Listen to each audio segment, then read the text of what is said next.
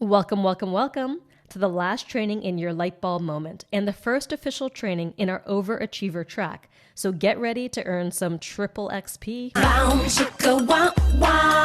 In this video, you'll learn a simple process to test your product idea by running your first Give Them What They Want campaign.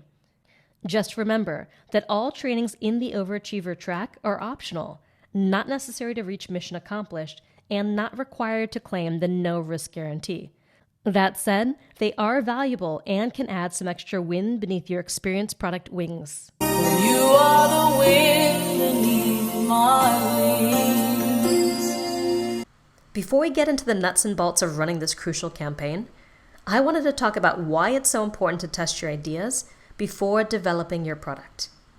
The reason goes back to June 1st, 1869, the day a young 22-year-old Thomas Edison filed his very first patent, an electrographic vote recorder. Edison had done exactly what you learned how to do in Niche Down, Profits Up. He identified a problem he could solve. Edison noticed that every time Congress voted on an issue, they relied on a roll call system where each and every senator stood up and called out their A or nay vote one by one. The process took hours and hours. Edison was horrified by the inefficiency of the system and decided to take matters into his own hands. He decided to invent a system that would almost instantaneously tally all the votes and print them out for everyone to see. So he did what many entrepreneurs do. He saw a need, jumped in, and created a brand new product. Well, as noted in Article 9, Paragraph 2. Jam, I thought this bill was tabled. Yes, and I called a special session and untabled it. What is up with the roller skates? It was a brilliant invention, but there was a problem. The senators weren't open to changing the process. They enjoyed the posturing and the showmanship of the manual roll call system, and it gave them an opportunity to filibuster legislation or convince other senators to change their vote. They told Edison, if there is any invention on Earth that we don't want down here, this is it. And they stubbornly continued with this manual roll call system for another 10 years. So Edison's invention never saw the light of day, but he learned a valuable lesson. In his own words, I never want to build something that nobody wants to buy. So from then on, he sought to understand his customers, what they wanted, and how to build products they would actually buy. The other thing that Edison would learn in his lifetime as one of the most prolific inventors in history is the importance of iterating your way to awesome. Now, what most product creators do, whether they're building physical or digital products, is jump right in, create a plan, build the product, and then try to sell it. Now, if Edison had taken that more traditional approach to designing the first commercially viable light bulb, his competitors would have beaten him to market. Instead, Edison quickly went through over 10,000 prototypes before getting it right. When asked by a journalist how he felt about racking up so many failures, Edison famously said, I have not failed 10,000 times. I have not failed once. I have succeeded in proving that those 10,000 ways will not work. When I have eliminated the ways that will not work, I will find the way that will work. You see, Edison was willing to take an iterate your way to awesome approach to product creation, and this program is based on a similar approach, giving you the opportunity to take your place among the ranks of the world's great product creators. Now, I encourage you to be the scientist in the experiment lab of your business. Nothing you do is ever a failure. It's just feedback on your path to awesome. So create the best product you can in the next 10 weeks and know that it won't be perfect, but it will get better each and every time you launch it. Entrepreneurs get into trouble when they over-identify with the things that they create. They feel if someone doesn't want it, then they don't want me. They equate their value and self-worth with their ideas, when the truth is that value is not something that you have, own, or possess. Value is not something that you are, it's something that you create and give. Remember our motto for the Experience Product Masterclass. You can have everything in life you want if you will just help other people get what they want. And experience products are all about helping your customers get what they want, because when you double your customers' results, you're on the way to doubling your business. It's as simple as that, cause and result. But here's the thing. Unless you're a psychic, and I imagine that a few of you are, the only way to know what people really want is to ask them and to listen with an open heart and open mind, and be willing to shift from what you think people need to what they actually want and are willing to buy. You've been doing a lot of great work in this program, and the only way to truly know if you're on the right track is to ask the people you think you want to serve. Because you may think you have the best idea in the world, but if nobody else agrees with you, or if they're not ready for what you have to offer, you're going to struggle. Not to mention that your tribe may have ideas and suggestions that you never would have thought of. That's why the first time I delivered this program, I delivered it live, so I could see and address the questions my tribe had in this process. The best products are created in collaboration with your audience.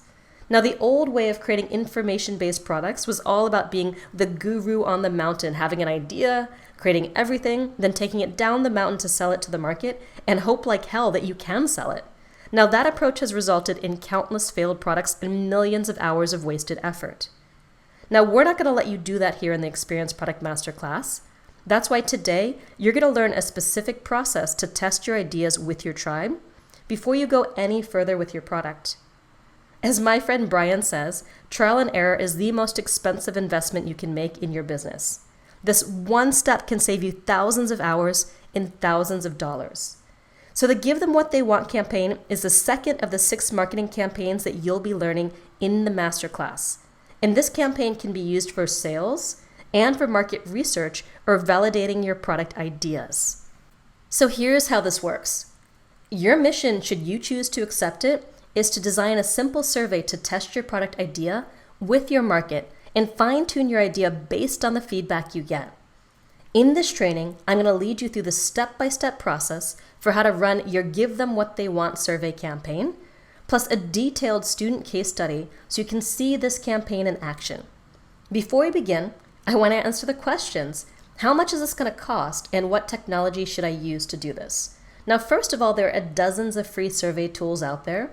I personally use SurveyMonkey and Google Forms. Survey Gizmo is also a commonly used survey tool. All 3 of these tools have both free and paid options.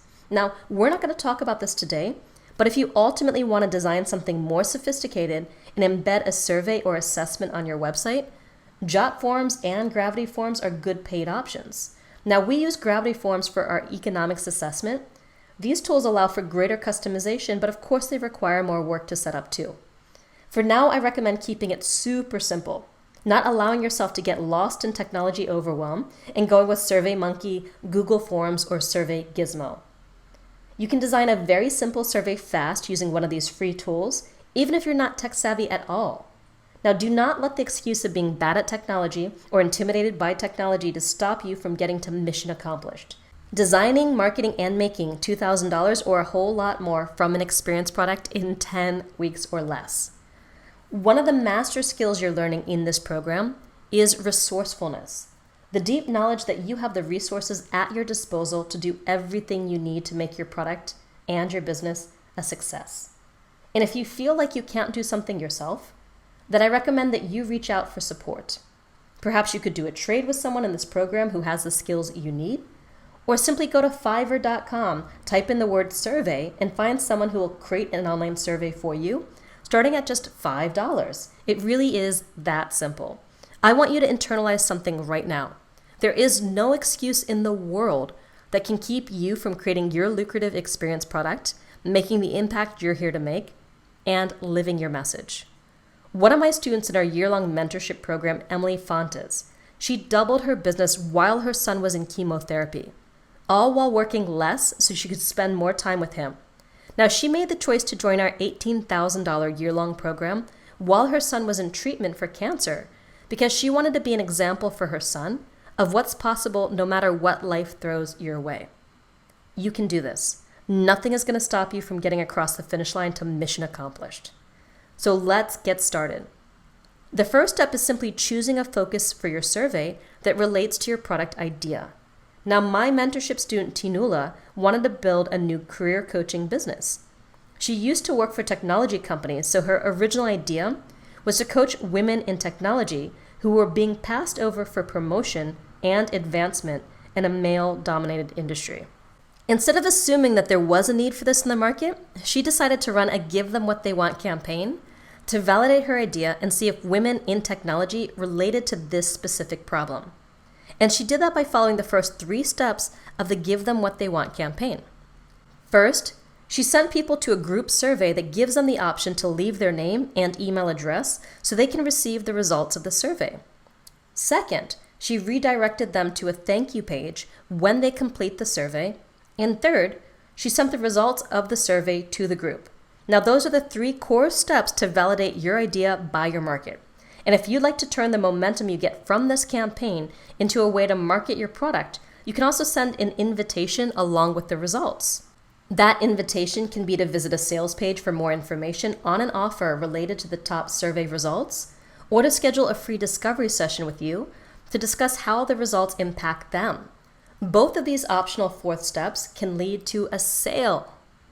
We'll focus on designing email campaigns and product sales pages and all these other things in the Experience Marketing Essentials module of this program, and our Sales for Superheroes bonus will support you in having discovery sessions. Since you're probably not ready to send people to an offer or a discovery session yet, you can still keep your survey participants warm over the next few weeks leading up to your product launch by simply sending them an email every week or 2. So that's our big picture overview of the Give Them What They Want campaign. Now I'm going to drill down into the nuts and bolts details of this campaign. I'm going to use Tinuula as an example first and walk you step by step through exactly what she did, the results she got, and how she pivoted her idea based on the insights she got from this survey and the follow-up conversations that she had. While Tinuula thought her ideal clients might be women in technology, since that was her background, she realized it might be challenging to reach women in technology specifically, so she designed a survey that would relate to both career women and career women in technology. So Tinuula created a free account with SurveyMonkey, then hit the Create Survey button. Next, Tino added a page title and description to position her survey to her audience. She actually took the time to write a detailed description of the survey, as you can see here on the screen, but that's not necessary. You can stick to a simple title for your survey, plus a few sentences to let people know about what it's all about. My guess is that most people won't read such a long introduction anyway. So after that, Tino designed her questions and she input them into SurveyMonkey, 1 question at a time. Now, Tino did something a bit sophisticated with her survey that's not necessary for you. Now, I'm going to share it with you just in case so you know all your options. She upgraded to the paid option of SurveyMonkey so she could create a branching survey. Now, branching surveys allow you to either change the rest of the survey based on the answer to a specific question or simply segment the respondents based on their answer. And Tino did this. She used the first question, do you work in technology, to segment her respondents into women in technology versus broader career women, so she could get a sense of how the 2 groups were different. Now, I'm going to go through the survey questions and responses first, and then at the end of this training, I'm going to share how Tino was able to get 187 people to fill out her survey without an email list or any existing clients. Now, first the survey. Out of 187 respondents, 41% worked in technology and 59% didn't. So from the start, Tino was able to reach the broader non-tech audience more easily than the tech audience. Next, Tino asked a few questions to help her better understand her audience that were helpful but not 100% essential. She asked, you've been in the workforce for less than 5 years, 6 to 10 years, and more than 10 years. And the answers you see here are just for the women in technology segment. And how would you describe your current role? You can include demographic questions like these or leave them out if you want to create a shorter survey. I'm not sure they're entirely necessary unless you really want to get to know your audience a lot more and you feel like you just don't have a starting point. Now, the next question is the key question for her survey, and the one that showed the most variation between her women in tech audience and her broader career women audience. In the next question, she asked her respondents to choose up to 3 challenges that are most relevant in their work and career at this time, and she had 14 choices here, which is a bit much, but that's okay. She was brand new to her business and she really wanted to get a feel for her tribe. She also left a space at the bottom for them to give their own answers outside of the ones that she provided. For the tech respondents, their top 2 challenges were being motivated or excited about the work they do and becoming recognized as a leader. For the non-tech respondents, their top 2 challenges were making more money or asking for a raise and creating a long-term vision for themselves and their career. Pretty different, right? Now next, Tinu asked a few more questions, most notably this one, that gauged her audience's willingness to invest in support based on their past behaviors.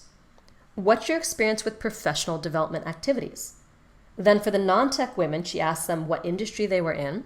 And for both groups, she asked a bunch more demographic questions, including where you're located, how do you identify ethnically, your level of education, and age.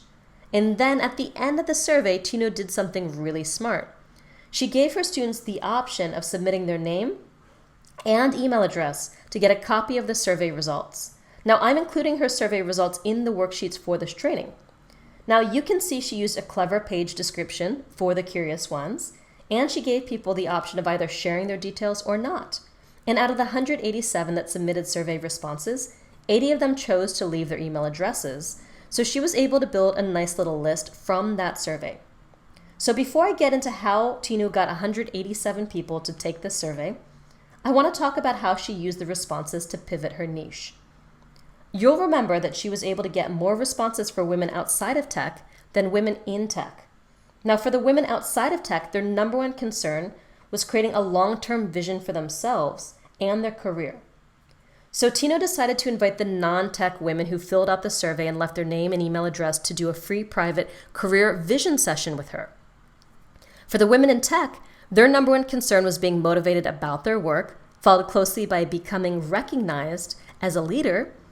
So Tinu decided to invite the women into a free career leadership session with her. Unfortunately, Tinu waited almost 2 months to follow up with the 80 participants who left their name and email address, so she found that by the time she reached out, the list had gone cold and forgot who she was. So she only got 8 responses to her invitation and only ended up speaking with one person. Now, fast follow-up is key when it comes to sales and marketing.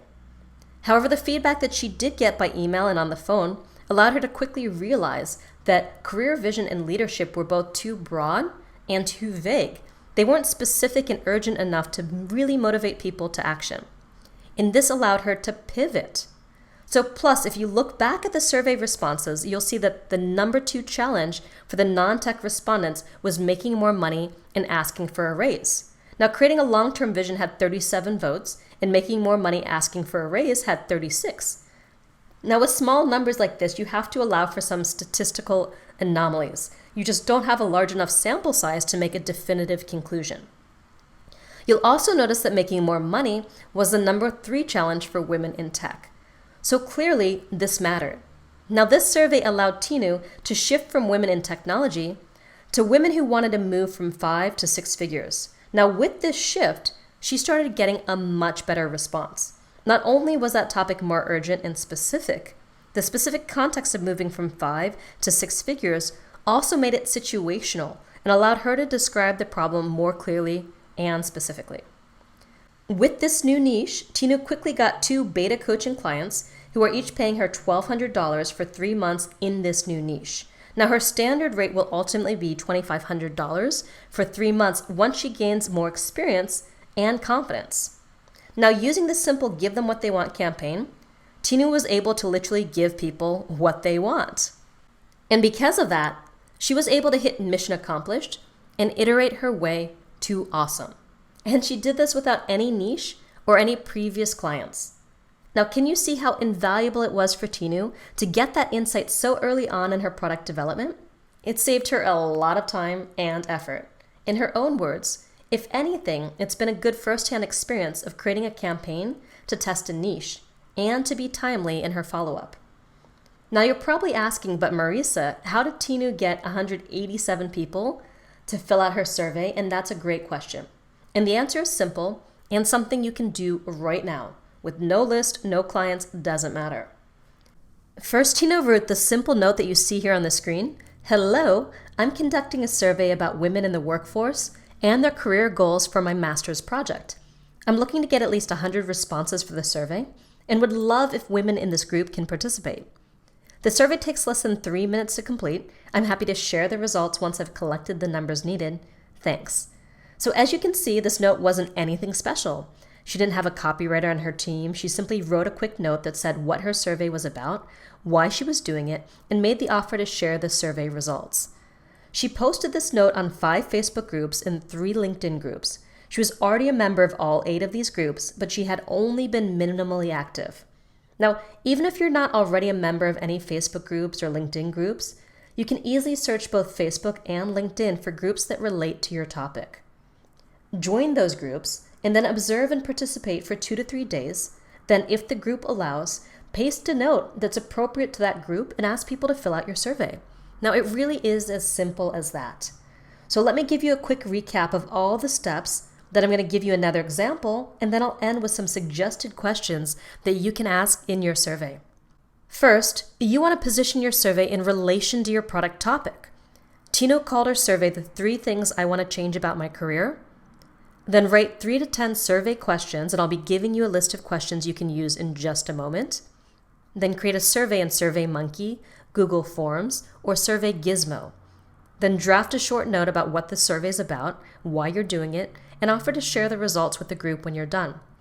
Then post the note to your survey on any relevant Facebook and LinkedIn groups that you're a part of, or search for new groups that you can join.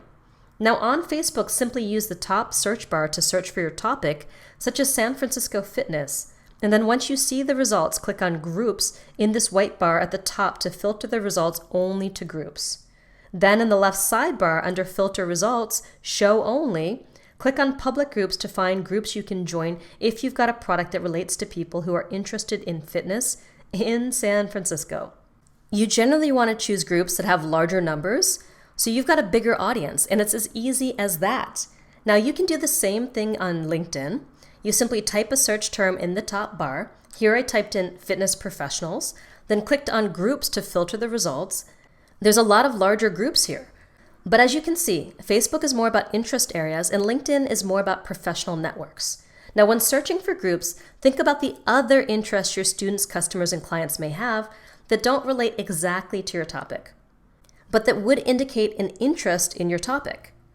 Remember Melissa Seaman from our last video? The shaman who worked with Silicon Valley executives. She knew her audience was interested in Waldorf schools, ayahuasca, and Burning Man. Go figure. So you never know where you're going to find your audience. Finally, there's one last step to a Give Them What They Want campaign. And that is to follow up with survey respondents and make some kind of offer. If they're new to your world, one of the best offers you can make is the opportunity to get on the phone with you to discuss something related to the survey results. Now, you can provide value while doing some important market research to determine whether your topic is specific and urgent enough for real people and how to fine-tune your ideas even more. This will also allow you to practice having discovery sessions so you can get comfortable now and be ready to roll when you launch your product. Now, while you may get your first few customers this way, I recommend going into these conversations without any attachment to the results. Even if you learn that your product positioning is not as clear, specific, and compelling as you thought it was, that's awesome feedback to get. Okay, so now that you see all the steps, let's go through one more example to drive this home. Then I'll give you some survey questions to use. The next Give Them What They Want campaign example is from EPMer Des Caroy. Now, Des got 219 survey responses by posting twice on his personal Facebook page, 2 LinkedIn groups, EPM page, and his business Facebook page. Now, here's the note that he used to get these responses. It's similar to what Tino used. Greetings. I'm conducting an anonymous survey about the quality of communication and intimacy in relationship for my upcoming masterclass project. I would like to receive at least 100 responses for the survey and would appreciate both men and women participating in this short 3-minute multiple choice questionnaire. I'm happy to share the results with you once I've collected the numbers needed. I really appreciate your time. Thanks. While his note isn't revelatory, he leads with a very specific survey topic that a lot of people would be interested in, the quality of communication and intimacy in relationships. Now, by talking about his upcoming masterclass project, Des makes it sound like a personal project rather than a commercial project, which makes people more willing to support him. Let's take a tour of what's working in Des's survey, which he designed using Survey Gizmo. Now, first of all, the top photo banner he uses creates a nice emotion. The name of the survey, Relationship Fulfillment and Communication, is simple and compelling. The only thing I would do differently here is find a way to put that name into the pink strip that says New Survey. After asking 2 simple demographic questions, Des quickly transitions into more in-depth questions that I found personally interesting and thought-provoking. It was interesting just to go through the survey, and that's a good thing. All of his questions are in one single page. Notice that his questions allow for 5 different answers. This kind of 5-part response is called a Likert scale, and it's a good way to measure the exact level of agreement or disagreement someone has to a particular question. Here are the next 6 questions. Now pay attention to how you feel as I read them. Are you satisfied with the way you and your partner communicate with each other in your relationship? When wanting to communicate to your partner about an emotionally charged issue, do you think they truly listen to you? Are you satisfied with the level of emotional depth and intimacy in your union? Do you feel safe enough to reveal your most vulnerable feelings and concerns to your partner? How important is it for you and your partner to be able to clearly and safely communicate your thoughts, concerns, and feelings to each other without feeling judged or invalidated? Do you feel as if your relationship is as emotionally satisfying and fulfilling as you would like it to be? So how did that make you feel? Personally, these questions made me think about my relationship and helped me realize that I wanted to spend more time actively nurturing my relationship communication and intimacy, which is probably the effect that Des was hoping for, because that builds desire ultimately for what he does. Next, he moved on to a few more questions. He asked people what 2 qualities they most value in their relationship. Then he asked a yes or no question on whether you're withholding any feelings with your partner. And a next step question. If you and your partner could learn a way to communicate with each other with greater clarity, understanding, and true listening, how valuable would that be to you? And then an opportunity to give feedback on additional questions that they'd like to answer, and of course the option to receive the results of the survey. Only if they chose yes does it open an option to add their email address. The only thing I would do differently here is ask for both their first name and their email address, so then Des could personalize emails in the future. It's really nice to be able to say, "Hi Mary," or "Hi Joe," rather than just send an anonymous email. Now that Des has attracted over 200 people to his survey, he could do a follow-up email campaign where he gives immediate value to survey participants, then follows up with valuable content related to the survey results, which leads very nicely into an offer for his Experience product. And we'll be talking about that more in Module 4, Experience Marketing Essentials. The most important thing to consider if you are planning to use your survey to build a small email list leading up to the sale of your Experience product is to make sure that your survey topic is aligned with the product that you think you want to sell. Notice that you've seen a couple Give Them What They Want campaign examples, and I'm going to give you some additional survey question ideas that you'll also find in the worksheets for this training. So you can choose the best questions for your topic and your audience. The first set of 16 questions that I'm going to read now are what's known as open-ended questions. They're more broad and general and great for getting into the ballpark of your offer if you're not clear about it. Now, some of them are different variations or phrasings of the same general question. I don't recommend you use all 16. I would focus on just 3 to 10 questions. Now, you can ask most of these survey questions either as multiple choice questions like what Tinu did, or leave a comment box for people to fill in their own answers. Or you can do multiple choice with an other option and let people describe what they mean by other. If you focus on comment boxes rather than multiple choice, I recommend limiting your survey to 3 main questions. So here are some sample questions. When it comes to learning about blank, your topic, what are the topics you want to learn more about? And you can have that be multiple choice or a comment box. If you could have any question answered about your topic, what would it be? And again, you could do a comment box or multiple choice still here. When it comes to your topic, what are your biggest challenges? What are your 3 biggest frustrations when it comes to your topic? How are these problems affecting blank, some particular area of your life? What are these problems costing you? How have you tried to solve this problem or challenge in the past? What's your experience with personal and professional development activities? What are your 3 main goals or outcomes when it comes to your topic? What goals do you have for your topic this year? How would your life look like if you accomplished these goals? What would accomplishing these goals mean to you? If I created a program about the problem you solve, would you be interested in investing in it?